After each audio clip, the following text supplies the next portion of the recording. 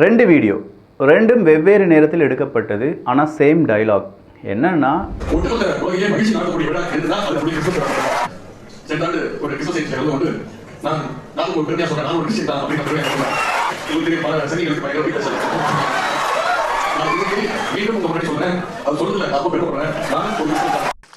ஒட்டுமொத்த உலகத்தையே மகிழ்ச்சியில் ஆட்டக்கூடிய நிகழ்ச்சி அப்படின்னா ஒரு விழா அப்படின்னா அது கிறிஸ்துமஸ் விழா மட்டும்தான். எனக்கு அந்த 2022ஆம் ஆண்டு இதே அரங்கில் இதே திடல நான் பேசுறது ஒரு பெரிய பேச போறாச்சுங்க. நானும் ஒரு பெருமையான கிறிஸ்டியன் அப்படின்னு சொல்லிக்கலாம், நான் பெருமைப்படுறேன் அப்படின்னு சொல்லி சொன்ன உடனே சங்கிகளுக்கு பயங்கர வைத்தாச்சு. அதுபடி ஒரு கிறிஸ்டியன் சொல்லிக்கலாம் அப்படின்னு நான் சொன்னேன். நான் கிறிஸ்டியன் நினைச்சா நீங்க கிறிஸ்டியன், நான் ஹிந்து நினைச்சா நீங்க ஹிந்து, நீங்க முஸ்லீம் நினைச்சா நான் முஸ்லீம். எனக்கு இதுதான் சந்தோஷம். எனக்கு கிறிஸ்மஸ் கொண்டாடுறது தான் ரொம்ப பெரிய சந்தோஷம். இந்த உலகத்திலேயே ஒரு பண்டிகைக்காக எல்லோரும் சந்தோஷமாக இருப்பது கிறிஸ்மஸ்க்காக மட்டும்தான். நான் ஒரு கிறிஸ்தவன் அப்படிங்கிறதுல பெருமை கொள்கிறேன். நான் ஹிந்துனா ஹிந்து, கிறிஸ்தவனா கிறிஸ்தவன், இஸ்லாமியனா இஸ்லாமியன், உங்களுடைய பார்வைக்கே நான் விட்டு விடுகிறேன் அப்படின்னு சொல்லி உதயநிதி ஸ்டாலின் அவர்கள் பேசின அந்த பேச்சு இருக்குது பார்த்தீங்களா? ஒரே ஸ்கிரிப்டை பல மேடைகளில் பேசுகிறார். அவர் ஏன் பேசுகிறார் அப்படிங்கிறது என்னைக்காவது யோசிச்சிருக்கீங்களா? அதை யோசிச்சிங்கன்னா 2026க்கான எலெக்ஷன் சம்பந்தமான ஓட்டுகள் உங்களுடைய முன்னால் சீக்கிரமாக வந்துடும். அந்த சூட்சுமத்தை இங்கே நாம் பார்க்க போகிறோம். ஆழமான அரசியல் சதுரங்கம்.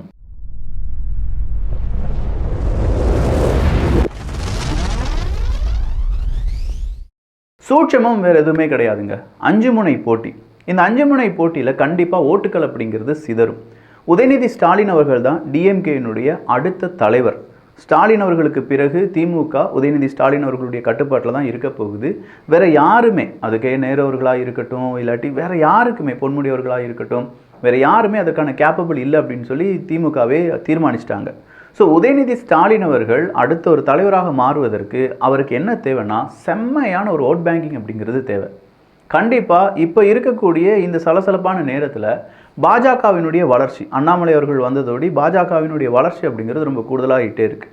அதுலேயும் ஹிந்துத்துவா அப்படின்னு சொல்கிறத விட நார்மலான ஹிந்துக்கள் அப்படின்னு சொல்கிறவங்க கூடுதலாக இப்போ திமுகவை வெறுக்க ஆரம்பிச்சிருக்காங்க. ஏன்னா திமுக செய்த சில செயல்கள் அப்படி இருந்தது, அவங்களுடைய கட்டமைப்புகள் அப்படி இருந்தது, அவங்களுடைய கொள்கைகள் அப்படி மட்டும் இருப்பதால் நார்மல் ஹிந்துக்கள், ஹிந்துத்துவவாதிகளை விட்டுருங்க, எல்லாத்துலேயுமே அடிப்படைவாதிகள் ஹிந்துத்துவவாதிகள் அப்படின்னு சொல்கிற எல்லாருமே இருப்பாங்க, அவங்கள விட்டுருங்க. ஆனால் யார் வம்புக்கும் தும்புக்கும் போக மாட்டோம், எங்களுக்கு எல்லா மதமும் சம்மதம் தான், எங்களுடைய சகோதரத்துவம் எப்போதுமே இருக்கும் அப்படின்னு நினைக்கக்கூடிய ஹிந்துக்கள் கூட இப்போ என்ன செய்ய ஆரம்பிச்சிட்டாங்கன்னா, திமுகவுக்கு எதிராக ஏன் ஓட்டு போடக்கூடாது அப்படிங்கிற ஒரு யோசனைக்கு வர ஆரம்பிச்சிட்டாங்க. இங்கே மதத்தை இழுக்க வேண்டிய காரணம் இருக்குது, பேசுனதே உதயநிதி ஸ்டாலின் அவர்கள் அப்படிங்கிறதுனால. ஸோ அடுத்ததாக இஸ்லாமியர்களை பொறுத்த வரைக்கும் ஒரு பண்பு அவங்கக்கிட்ட இருக்குது. அவங்களுடைய தலைவர், அது இஸ்லாம் மார்க்கத்தை சார்ந்த ஏதாவது ஒரு தலைவர் எங்கேயாவது நிறுத்தப்படுவார், அவருக்கு தான் அவங்களுடைய ஓட்டு. அதில் எந்த விதமான மாற்றமும் இருக்க போகிறது கிடையாது. அவங்க எவ்வளோ பெரிய நல்லது செஞ்சிருந்தாலும் சரி, எவ்வளோ பெரிய தப்பு செஞ்சிருந்தாலும் சரி, எதிர்ப்பக்கமாக இருக்கக்கூடிய நபர்கள் எவ்வளோ நல்லவர்களாக இருந்தாலும் சரி, அவங்கள பொறுத்த வரைக்கும் அவங்களுடைய மதத்தை சார்ந்த ஒரு நபர் அங்கே கண்டிப்பாக என்ன செஞ்சுருக்கணும், வெற்றி பெற்றிருக்க வேண்டும். ஸோ அவங்களுடைய ஓட்டு எங்கே தான் போகும் அப்படின்னு பார்த்தீங்கன்னா, இஸ்லாமியர்களுக்கு தான் போகும். இஸ்லாம் சார்ந்து இருக்கக்கூடிய இல்லை அந்த மாதிரியான வேட்பாளர்களுக்கு போகும். சப்போஸ் அந்த இடத்துல இஸ்லாமியர்கள் நிற்கவில்லை என்றால், யார் இஸ்லாமியர்களுடைய அமைப்புகள் நிறைய இருக்குல்ல, ஏகப்பட்ட கட்சிகள் இருக்குது, அந்த கட்சிகள் யாரை கை காண்பிக்கிறாங்களோ அவங்களுக்கு அந்த ஓட்டு போகும். இந்த ஓட்டுகள் சிதறுமா அப்படின்னு பார்த்தா இல்லை, இந்த ஓட்டு சிதறாது. இஸ்லாமியர்கள் ஓட்டு சிதற வாய்ப்பே கிடையாது.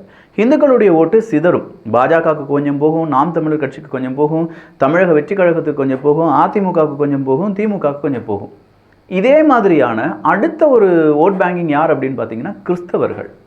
இந்த கிறிஸ்தவர்களை இப்போ யார் ரொம்ப பெரிய அளவில் ஈர்க்க வேண்டிய கட்டாயத்தில் இருக்காங்க அப்படின்னு பார்த்தீங்கன்னா திமுகவை பொறுத்த வரைக்கும் இப்போ இஸ்லாமியர்களுடைய சிறைவாசம், அவங்களுடைய விடுதலைக்கு எதிராக திமுக எதுவுமே செய்யாதது அப்படின்னு சொல்லி ஏகப்பட்ட விஷயத்தில் இஸ்லாமியர்களுக்கு எதிராக சில விஷயங்கள் யார் செய்ய ஆரம்பிச்சிட்டாங்க, திமுகவினுடைய கட்சி செஞ்சுட்டாங்க. இஸ்லாமியர்களுடைய கோபம் கொஞ்சம் கூடுதலாக யார் மேலே இருக்குது, இதே திமுக மேலே இருக்குது. அதுலேயும் குறிப்பாக எஸ்டிபிஐலாம் நீங்கள் எடுத்து பார்த்தீங்கன்னா அவங்க அதிமுக கூட அலைன்ஸ் வச்சுக்கிட்டாங்க. ஸோ எஸ்டிபிஐ போன்ற கட்சிகள் அதிமுக கூட அலைன்ஸு, அது இல்லாமல் ஏகப்பட்ட இஸ்லாமிய கட்சிகள் இருக்காங்க. திமுக சில விஷயங்கள் செய்தது இஸ்லாமியர்களுக்கு கோபமாக இருக்கிறது, அவங்களுக்கு எதுவுமே செய்யலை அப்படிங்கிற ஒரு வெறுப்பும் இருக்கிறது. அதனால இஸ்லாமியர்களுடைய ஓட்டுக்களை கான்சன்ட்ரேட் பண்ணுறதை விட கூடுதலாக கிறிஸ்தவர்களுடைய ஓட்டு அப்படிங்கிறது இப்போ திமுகவுக்கு தேவை. ஏன் தேவை அப்படிங்கிறதையும் கொஞ்சம் யோசிச்சு பாருங்களேன். 2026 5 முனை போட்டி அப்படின்னு நம்ம சொல்லிட்டோம். இந்த 5 முனை போட்டியில் ஒரு ஓட்டுனாலும் அது பெரிய வேல்யூவான ஓட்டு தான். ஸோ இந்த முறை ஏகப்பட்ட காசு எல்லா பார்ட்டியும் கொடுக்க போகிறாங்க.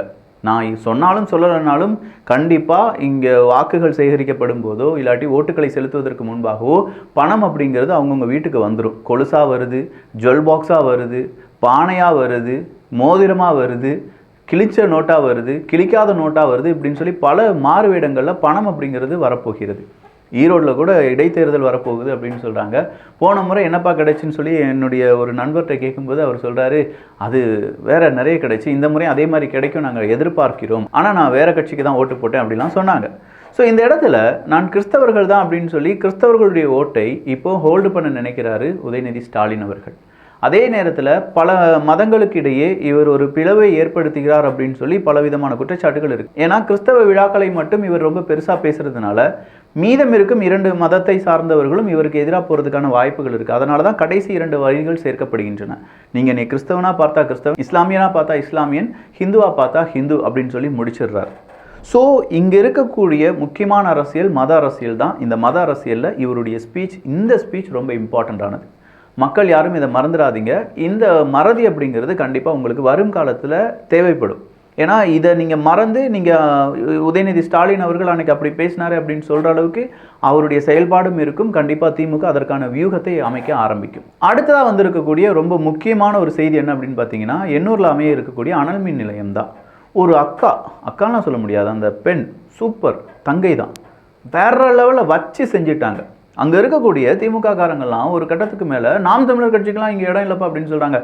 அந்த பெண் தைரியமாக சொல்கிறாங்க, ஏய் நான் எந்த கட்சியும் சாராதவள், நான் இங்கே இருக்கிறவ தான், நான் இங்கேருந்து படித்து வெளிநாட்டுக்கு போய் படிச்சுட்டு வந்திருக்கேன், வெளிநாட்டில் எப்படி வேலை வாய்ப்பு இருக்குது அப்படிங்கிறது எங்களுக்கு தெரியும், எங்களுக்கு எண்ணூரில் வட சென்னையில் இந்த மாதிரி அனல் மின் நிலையம் வேண்டாம் அப்படின்னு நாங்கள் சொல்கிறோம். ஆனால் நீங்கள் நல்ல தென் சென்னை நீங்கள் எடுத்து பார்த்தீங்கன்னா உங்களுக்கு சூப்பரான வளர்ச்சிக்கான ப்ராஜெக்ட்ஸை கொண்டு வந்துட்டுருக்கீங்க, எங்களுக்கு அழிவுக்கான ப்ராஜெக்ட்ஸை மட்டும் கொண்டு வந்துட்டுருக்கீங்களே, அதை தான் நாங்கள் எதிர்க்கிறோம். வேலை வாய்ப்பு எங்களுக்கு வேணும்யா, ஆனால் அழிவுக்கான வேலை வாய்ப்பு வேண்டாம்யா, நல்ல ஆக்கப்பூர்வமான வேலை வாய்ப்பை கொண்டு வாங்க, சூப்பரான தொழிற்சாலைகளை கொண்டு வாங்க, அதை தானே நாங்கள் கேட்குறோம், வேறு என்ன உங்ககிட்ட நாங்கள் கேட்டுட்டோம் அப்படின்னு சொல்லி அவங்க பேசின பேச்சு வேற லெவல் சம்பவமாக இருந்துச்சு. நாம் தமிழர் கட்சியை சார்ந்தவர்கள், சீமானவர்களுடைய ஸ்பீச், இது எல்லாமே அந்த அனல் மின் நிலையத்துக்கு எதிராக அங்கே வரக்கூடாது அப்படின்னு சொன்னதுக்கான ஆணித்தனமான ஸ்பீச்சஸாக இருந்துச்சு அப்படின்னு சொல்லலாம். அடுத்ததாக வந்திருக்கக்கூடிய இன்னொரு முக்கியமான செய்தி என்ன அப்படின்னு பார்த்தீங்கன்னா, இல்லைப்பா அந்த போகிற போக்கில் கேரளாவினுடைய கழிவு இருக்குது பார்த்தீங்களா, அதெல்லாம் எந்த விதமான டேஞ்சரும் கிடையாது அப்படின்னு சொல்லி சர்டிஃபிகேட் கொடுத்துட்டாங்க. யார்? கேரளா ஆஃபீஸர். அதே ஆஃபீஸர்கிட்ட போய் நம்ம கேட்கலாம், ஏன் சார் இங்கே கொட்டுறீங்க அப்படிங்கிறத எங்களுடைய கேள்வியை தவிர அதில் விஷம் இருக்கா இல்லையா அப்படிங்கிறதோ, அது வந்து உயிருக்கு ஆபத்து இல்லையா அப்படிங்கிறதோ கிடையாது. அங்கே உயிருக்கு ஆபத்து இல்லை அப்படின்னு எப்படி சொல்லுவீங்க? அதில் ஹெச்ஐவி பாதிப்படைந்த எந்த பிளட் சாம்பிளும் இல்லை அப்படின்னு சொல்லுவீங்களா? அதில் இருக்கக்கூடிய ஒரு இன்ஜெக்ஷனை தூக்கி வேறு யார் மேலேயாவது குத்திட்டாங்கன்னா என்ன நடக்கும்? அது பாதிப்பு கிடையாதா? இப்படிலாம் நிறைய கேள்விகள் கேட்கலாம். எங்களுடைய கன்சர்ன் என்னென்னா, இந்த கழிவுகளை நீங்களே டிஸ்போஸ் பண்ணியிருக்கலாமே, அந்த டிஸ்போஸ் பண்ணாமல் ஏதோ ஒரு ஏஜென்சிக்கு கொடுத்துருக்கீங்க, அந்த ஏஜென்சி காசு கொடுத்து சில லாரி டிரைவர்ஸ் அவங்க பாவம் என்ன செய்வாங்க, லாரி டிரைவர்ஸை ஏற்றி விட்டுட்டு அந்த லாரி டிரைவர்ஸ் திருநெல்வேலியில் கொண்டு கொட்டிட்டாங்க. 2 லாரி டிரைவரை மட்டும் பிடித்தால் போதுமா? அது எங்கேருந்து எடுக்கப்பட்டது, யாரால் எடுக்கப்பட்டது, யாரால் கொடுக்கப்பட்டது அப்படிங்கிற எல்லா விவரமும் தெரிஞ்சாதானே சரியாக இருக்கும். கேரளா ஆஃபீஸர்ஸ் வராங்க, இதெல்லாம் ஒன்றும் பிரச்சனை கிடையாது, நாங்கள் இதை எடுத்துகிட்டு போகிறதுக்கான முயற்சிகளில் ஈடுபடுறோம், இது வந்து பயப்படுற அளவுக்கு ஒன்றும் கிடையாது அப்படின்னு சொல்கிறாங்க. எங்களுடைய பயமே எங்களுடைய தமிழ்நாடு குப்பைக்காடாக மாறிவிடுமோ அப்படிங்கிறது தான். தங்கம் தென்னரசு அவர்கள் சொன்ன மாதிரி அதிமுக பீரியடில் பெருசாக நிறைய கொண்டு கொட்டிகிட்டு இருந்தாங்க, திமுக பீரியடில் கொஞ்சமாக தான் கொட்டிகிட்டு இருக்காங்க அப்படிங்கிறது தான் எங்களுக்கு வேண்டாம். எங்களுக்கு சுத்தமாக கொட்டாமல் இருங்க, எங்களுடைய வளங்களை இங்கேருந்து திருடிட்டு போகாமல் இருங்க, அவ்வளோதான் அங்கே இருக்கக்கூடிய மக்கள் கேட்குறாங்க. கன்னியாகுமரி, நாகர்கோவில் மக்கள், திருநெல்வேலி மக்கள், அங்கே இருக்கக்கூடிய கனிம வளங்கள், மணல் குவாரிகள், இதெல்லாம் என்ன செய்யுது அப்படிங்கிறதுலாம் தெரியுமா? அப்படிலாம் தெரியணும்னா தயவு செஞ்சு அங்கேருந்து ஒரு எல்லை ஓரமாக ஒரு 10 நிமிஷம் மட்டும் நில்லுங்களேன். நைட்டு ஒரு 5 மணி 6 மணிக்கு மேலெல்லாம் அத்தனை லாரி போயிட்டே இருக்கும், எந்த விதமான கணக்கும் எடுக்க முடியாது, அப்படி இருக்கும். இன்றைக்கி புதுச்சேரியிலேருந்து ஒரு கார் வருது, அந்த காருக்குள்ளே விலை உயர்ந்த மதுபானங்கள் இருக்குது அப்படிங்கிறத கண்டுபிடிச்சி சீஸ் பண்ணுறாங்க, அவங்கள வெளியில் அரெஸ்ட் பண்ணுறாங்க, என்னமோ செய்கிறாங்க. நான் என்ன கேட்குறேன்னா, ஒரு காரை மறித்து விலை கூடிய மது இருக்கா அப்படின்னு சொல்லி பார்க்க தெரிந்த நம்முடைய காவல்துறைக்கு இங்கேருந்து வரக்கூடிய லாரியில் நாத்தம் மிகுந்த குப்பைகள் இருக்கா இல்லையா அப்படிங்கிறது ஏன் கண்டுபிடிக்க தெரியாமல் போனது அப்படிங்கிற ஒரு கேள்வி சாதாரண மக்களும் கேட்டு வருகிறார்கள். இது மக்கள் எல்லாரும் கேட்பாங்கள்ல, காமன் சென்ஸ் இருக்கக்கூடிய எல்லாரும் அதை கேட்பாங்க. வேறு லெவலில் சீமானவர்களுடைய ஸ்பீச் இருந்துச்சுங்க. யாரெல்லாம் மிஸ் பண்ணிங்கன்னா அதை கண்டிப்பாக அதை பார்க்கணும். அதை விட இன்னொருத்தர் பேசினது தான் செம. அதாவது பாஸ் வெங்கட், அவர் பேர் பாஸா வெங்கட்டா? பாஸ் அவர் நடித்த கதாபாத்திரத்தினுடைய பெயர். இவர் பேர் வெங்கடேஷ் அப்படின்னு சொல்கிறாங்க. வெங்கடேஷ் ஈவேரா அவர்களுடைய வகையறா அப்படின்னு சொல்லப்படுகிறது. ஸோ வெங்கடேஷ் யாருப்பா அப்படின்னு சொல்ல, பாஸ் வெங்கட் யார் அப்படின்னு சொல்லி பார்த்தா அவர் சொல்கிறார், I am a Telugu guy, I am a Naidu அப்படிங்கிறார். I'm a Telugu guy, I'm a Naidu guy, but mother tongue தெலுங்குவா? mother tongue Telugu. சார் நீங்கள் திமுக காரங்க தானே? ஆமாம். நீங்கள் நாம் தமிழர் கட்சி எதிர்த்து பேசுகிறவங்க தானே? ஆமாம். நீங்கள் விஜய் அவர்களுடைய அரசியலை கொச்சைப்படுத்தினவர் தானே? ஆமாம். நீங்கள் அண்ணாமலை அவர்களை பற்றி தப்பாக பேசினவர் தானே? அட ஆமாய்யா. சார் இந்த ஜாதி மதம்லாம் இல்லைன்னு சொன்னவங்க தானே? ஆமாம், நான் திமுகவில் இருக்கேன், எப்படி எனக்கு ஜாதி மதம் இருக்கும்? பின்ன என்னக்கு நான் ஒரு நாயுடு, நான் ஒரு தெலுங்குக்காரன்னு சொல்கிறீங்க. அதுவும் 2 வருஷத்துக்கு முன்னாடி ஒரு பேட்டி கொடுத்துருக்கீங்க, என் ஃபேமிலி இப்படிலாம் நாங்கள் அப்படின்னு சொல்கிறீங்க. இங்கே இருக்கக்கூடிய பிரச்சனை என்னென்னா, ஓப்பனாக சொல்கிறேன், தமிழன் சொல்லிட்டு போங்க. இவர் கேட்குறாரு, சீமானவர்கள் கேட்குறாங்க, ஏதாவது ஒரு பார்ட்டி அங்கே இருக்கக்கூடிய வீரமணி அவர்கள் இருக்காங்க, மீசர் இருக்காரு, எல்லாத்தையும் போய் ஏங்க நீங்கள் திராவிட கட்சின்னு பேர் வச்சுருக்கீங்க, தமிழர் கட்சினோ தமிழர் முன்னேற்ற கழகம்னோ ஏதாவது ஒன்று வைக்க வேண்டியதானேன்னு கேட்டால், தமிழர்னு பேர் வச்சுட்டிங்கன்னா அவள் வந்துடுவாள். யார் அவள்? 3% இருக்கக்கூடிய பிராமினார் வந்துடுவார். அதனால் நாங்கள் தமிழர் பேர் வைக்கல, அதனால் நாங்கள் திராவிடம் அப்படின்னு சொல்லி பேர் வச்சுருக்கோம். அவள் வந்துடுவான்னு சொல்லி பயந்து நீங்கள் எங்களை பூச்சாண்டி காண்பிச்சிருக்கீங்க. உண்மையிலே இதுதான் நடந்துட்டு இருக்கு. நான் முதல்ல இருந்தே அதான் சொல்கிறேன்.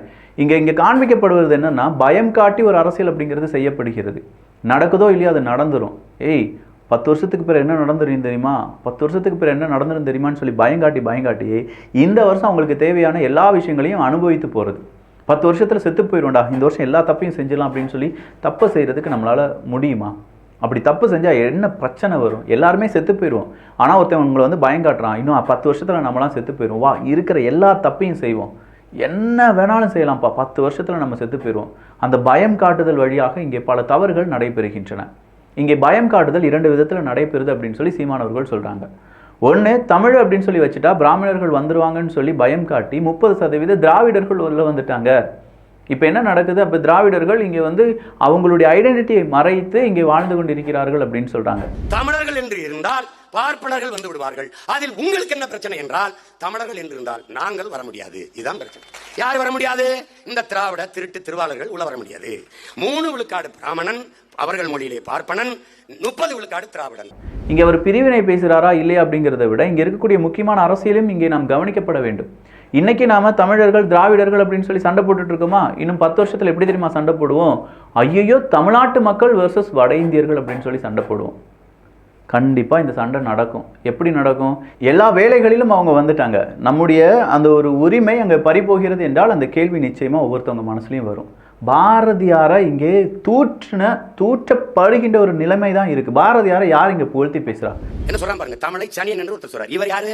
தமிழர்களுக்கு தந்தை. தமிழ் மொழி போல் இனிதானது எங்கும் காடும். இவன் யாரு? பாப்பான். இவன் யாரு? பாப்பான். இவர் யாரு? தந்தை. சீமானவர்களுடைய ஸ்பீச்சில் ரொம்பவே சூப்பரான ஒரு ஸ்பீச் இன்னைக்கு ஸ்பீச்சாக இருந்துச்சு. பெரியார் அவர்கள் தமிழை காட்டு மிராண்டி அப்படின்னு சொல்றவரை பெரியாருன்னு சொல்றீங்க. பாரதியார் நான் கண்ட மொழிகளே தமிழ் மாதிரியான அமுதான ஒரு மொழி இல்லை அப்படின்னு சொல்றார். அவரை நம்ம பேசவே மறுக்கிறோம். இதுலேருந்து தெரியலையா உங்களுடைய இரட்டை நாடகம் அப்படிங்கிற ஒரு கேள்வியை கேட்கிறார். யாருங்க இங்கே உண்மையிலேயே சாதியை துடைத்து எரிந்தவர் அப்படின்னு கேட்டால் பாரதியார் தாங்க. அங்கே அவருடைய வீட்டில் போய் பாருங்க, அவங்களுடைய பெண், அவங்களுடைய மனைவி அமர்ந்திருப்பார், பாரதி நின்று கொண்டு இருப்பார். இதை விட வேற யாரால பெண் அப்படிங்கிறவங்கள உயர்வாக காண்பிக்க முடியும்? இந்த ஸ்பீச்சுக்கு ஒரு ஹேட்ஸ் ஆஃப். ஆனால் அதே நேரத்தில் அவருடைய சில ஸ்பீச் அப்படிங்கிறது வேறு விதமாக போகிறதுனால தான் இங்கே இருக்கக்கூடிய சிக்கலில் இவருடைய ஸ்பீச்சை ட்ரோல் பண்ணுறதுக்கான மெட்டீரியலாக மாற்றிடுறாங்க சில பேர். ஸோ இந்த நேரங்களில் பாரதியாரை பற்றி நம்ம எல்லாருமே தெரிந்து கொள்ள வேண்டும் அப்படின்னு சொல்லி சொன்னது உண்மையிலேயே வரவேற்கத்தக்கது. இங்கே 2-3 தலைவர்களை பற்றி நம்ம பேச வேணும். ஒன்று காமராஜர், இன்னொன்று பாரதியார், இன்னொன்று அம்பேத்கர். இவங்க 3 பேரையுமே சத்தியமாக நம்ம மறக்கிறோம். இல்லாட்டி நம்மளை இருந்து அவங்க என்ன செஞ்சிடறாங்கன்னா, இவர் சாதி அடிப்படையிலான தலைவர். யாரை சொல்லுவாங்க? அம்பேத்கரை சொல்லுவாங்க. அடுத்ததாக காமராஜர் அவர்களை பற்றி இவங்க பேசவே மாட்டாங்க. பேசினா இவங்களுடைய அரசியல் சித்து விளையாட்டுகள் எல்லாமே தெரிஞ்சிடும். பாரதியார் அவர்களை பற்றி பேசினா வீரமும் வந்துவிடும், அது கூடவே தமிழ் உணர்வும் நமக்கு வந்துவிடும் அப்படிங்கிறது தான். ஸோ பார்க்கலாம் இதில் ஏதாவது நடைபெறுகிறதா நடக்குதா அப்படின்னு சொல்லி. என்ன தப்பு நடந்தாலும் சரி, சரி நடந்தாலும் சரி, நீங்கள் என்ன செய்கிறீங்கன்னா எல்லாத்தையும் பகுத்தாய்வு செய்யுங்க. உண்மை என்ன அப்படிங்கிறத ஓப்பனப்பா, இந்த பார்ட்டியை சார்ந்தவன் எனக்கு இதுதான் பிடிக்கும், எனக்கு அதுதான் பிடிக்கும், என் பரம்பரைக்கு இதுதான் பிடிக்கலாம் பார்க்காதீங்க. நாளைய தலைமுறை வளர்வதற்கான வாய்ப்புகள் என்ன இருக்குது, அதை யார் பறித்து கொண்டிருக்கிறார் அப்படிங்கிற உண்மையை இன்றைக்கி நீங்கள் கண்டுபிடிச்சிட்டிங்கன்னா நாளைக்கு நம்முடைய தலைமுறையை நம்மளால் காப்பாற்ற முடியும். அப்படி இல்லையா? வாய்ப்பில்லை ராஜா, வாய்ப்பில்லை. நல்லதை பகிர்ந்து நல்ல சமுதாயத்தை உருவாக்குவோம். நன்றி, வணக்கம்.